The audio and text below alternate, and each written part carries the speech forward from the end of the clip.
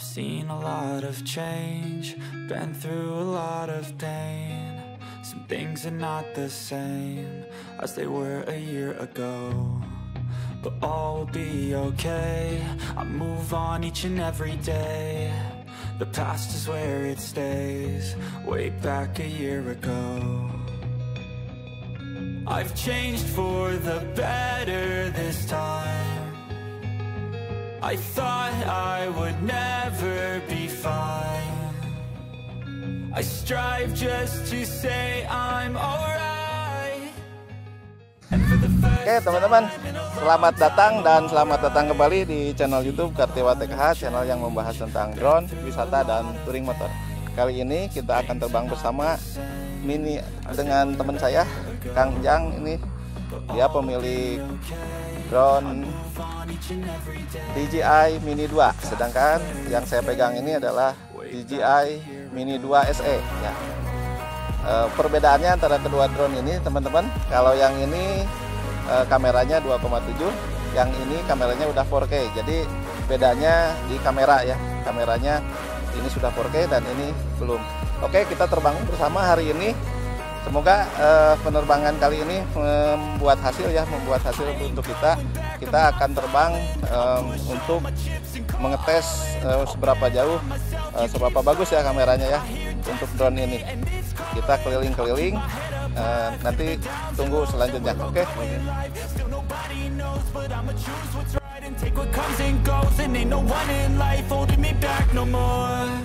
I've seen a lot of change, been through a lot of pain. Oke teman-teman, pada video kali ini saya akan membalas pertanyaan dari Bang Arif Juo Channel ya, 4 hari yang lalu ketika saya mengedit nih ya. Beliau menulis nunggu tes fitur yang katanya pelit dan perbandingannya sama drone SCRC. Oke. Nah, untuk drone SCRC nanti kita buat terpisah ya. Nah, sekarang saya tergelitik untuk mencoba fitur pelit ya. Kita buktikan benar-benar pelit gak nih DJI Mini 2 SE ya, Mini 2 SE. Nah, pertama-tama teman di bagian drone ya, atau fitur drone. Nah, ini coba teman-teman lihat di sini ketika fitur drone itu jaraknya tuh nggak ada pilihannya. Nah, ini pelit banget ya, beda dengan DJI Mini 2 dengan yang seperti ini nih, teman YouTube ya. Untuk DJI Mini 2 beda ya, ada pengatur jarak. Nah, ini yang membuat mungkin saya kecewa ya. Sama dengan fitur roketnya juga, itu jaraknya pendek ya. Kalau kita perhatikan video ini ya teman YouTube ya, saya itu menggunakan fitur drone ya, tapi ternyata sangat mengecewakan. Kok drone-nya pendek banget ya, sekitar 20 meteran gitu ya. Oke, coba temen ya, kita coba ya, ini fitur drone ini yang saya lakukan ya. Ya, kita kunci dulu objeknya, setelah itu kita pijit start. Nah, teman-teman lihat di bagian D, distance. Nah, tuh di bagian distance. Oke, ini drone sedang berjalan dan dia berhenti di 20 21 ya, 20 ya teman YouTube. Oke.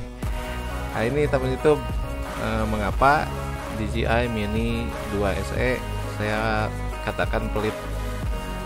Ya betul, karena memang saya pikir bahwa yang di downgrade itu hanya kamera ya teman YouTube ya. Beda kameranya aja gitu, ternyata fitur-fiturnya juga banyak dipangkas itu teman YouTube. Nah, ini salah satu yang mungkin mengecewakan saya, kenapa fitur-fitur yang biasa aja gitu ya di DJI Mini 2, nah kenapa dipangkas. Nah, ini teman YouTube roket juga sama ya teman YouTube. Coba kita lihat ya, ini tidak ada pengaturan jarak berapa tinggi dia harus terbang. Saya bingung di sini. Lah, kok gini? Nah, udah kita klik aja. Dan ternyata teman-teman, mari kita lihat berapa jarak ketinggian ya yang dihasilkan dari roket ini. Kita lihat yang bagian H ya, high. Di bagian H itu ya sebelah kiri bawah ya. Itu 15 meter, 20 meter, 21 meter. Oke, masih ke atas dan dia mentok di 25 meter ya teman YouTube.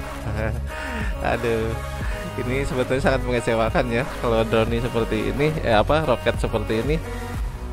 Saya kira nggak cukup ya teman YouTube. Nah, teman YouTube, jadi sebetulnya sih kalau kita lihat ya, ini pelit ya, termasuk pelit. Tapi masih kita bisa akalin sih sebetulnya teman YouTube dengan manual. Tapi tentunya ya setiap orang harus belajar dulu untuk yang manual ya teman YouTube. Nah, ini contohnya videonya yang manual ya teman YouTube. Nah, dengan yang manual seperti ini teman YouTube, kita lihat, saya pikir ini lebih bagus daripada dibatasi jaraknya ya teman YouTube. Oke, nah untuk roket pun ya kita bisa melakukan manual seperti ini ya teman YouTube ya.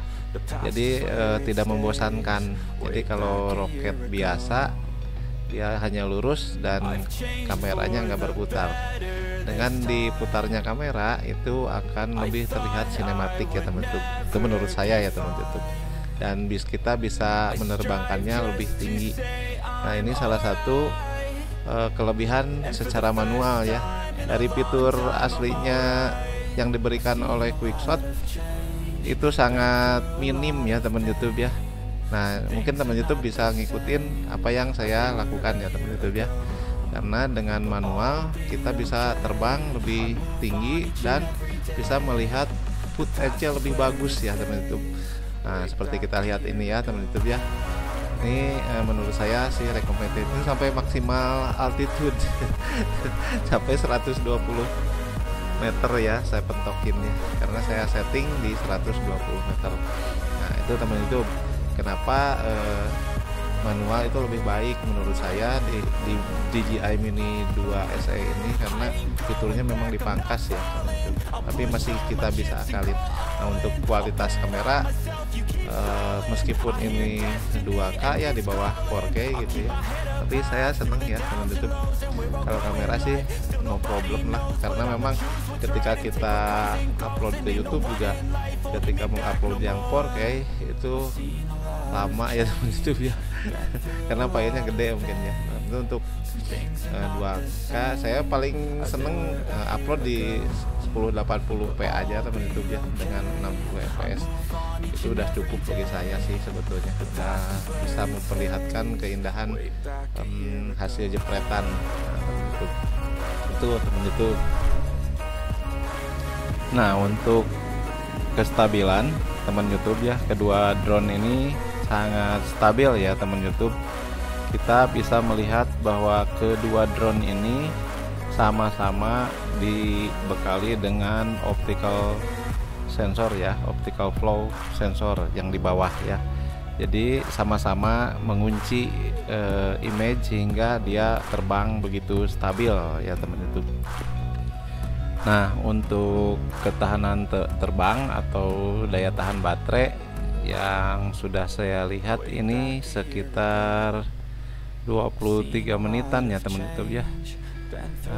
Mungkin kedua drone ini sama ya, baterainya sama dan tidak ada perbedaan ya sebetulnya ya untuk baterai. Nah, perbedaannya mungkin di fitur ya, tadi yang sudah dipangkas ya fiturnya, sama di kamera ya. Nah, kedua drone ini baik DJI Mini 2 dan DJI Mini 2 SE ini teman-teman tidak dibekali oleh sensor anti tabrak ya, anti nabrak ya. Jadi ini mungkin salah satu ya mungkin itu kelemahannya, bukan kelemahan juga sih sebetulnya, tergantung ya. Jadi kalau kita menggunakan di banyak rintangannya gitu ya, mungkin drone ini masih bisa crash ya teman-teman gitu, karena memang tidak ada sensor anti tabraknya. Nah, untuk remote ini kedua drone ini juga mempunyai remote yang sama ya, jadi tidak masalah. Jadi sebetulnya bisa kita punya satu remote untuk dua drone ini ya teman YouTube. Itu tidak masalah ya. Nah untuk gimbal juga sama, jadi tidak ada perbedaan. Selanjutnya kalau kita lihat cara terbangnya juga lincahnya sama ya teman YouTube, karena motornya mungkin brushlessnya itu sama juga ya. Jadi itu saja, mungkin jarak terbang juga saya pikir sama aja ya. Dia duanya pakai opposing 2, yaitu bisa jarak yang lebih jauh ya. Tapi untuk di perkotaan mungkin agak kurang ya, karena banyak interferensinya tetap aja ya teman YouTube. Ya teman YouTube.